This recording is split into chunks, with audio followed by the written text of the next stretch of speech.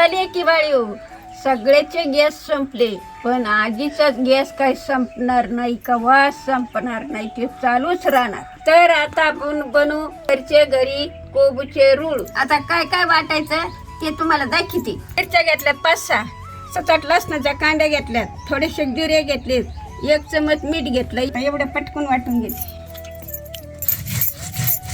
लेकी बाई आता वाटून घेतलंय. आता कढई ठेवून घेते.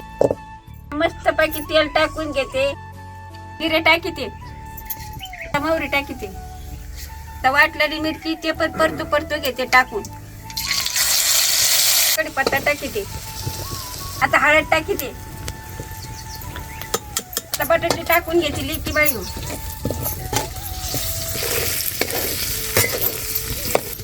आता बारीक करते मिक्सरला. चांगले परतलेली की बाई उतरून घेते.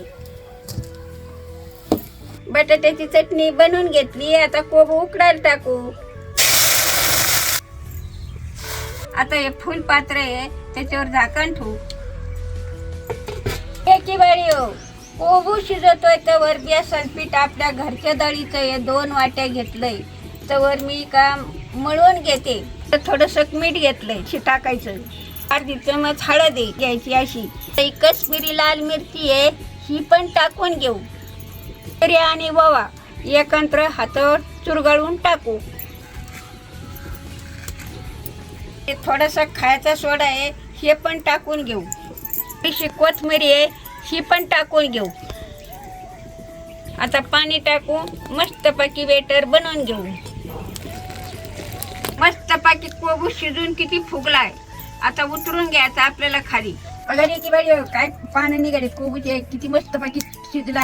की बाई सरे गावात टाक्या संपल्या, पण आपली टाकी काय संपत नाही, आपली चालूच आहे. आता तेल तापायला टाकून घेते.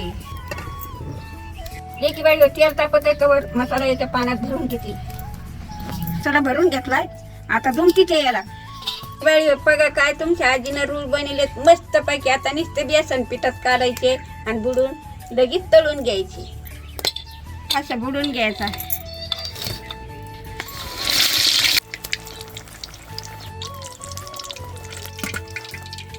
तर मित्रांनो या बघा आपल्या आजी नाही का कोबी पासून एकदम मस्त असे रोल बनवले होते आणि एकदम कुरकुरीत बनवले बरं का. हे बघा किती मोठा फुगला आहे.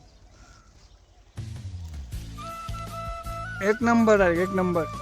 तू खायची बैल नको, मीच खातो.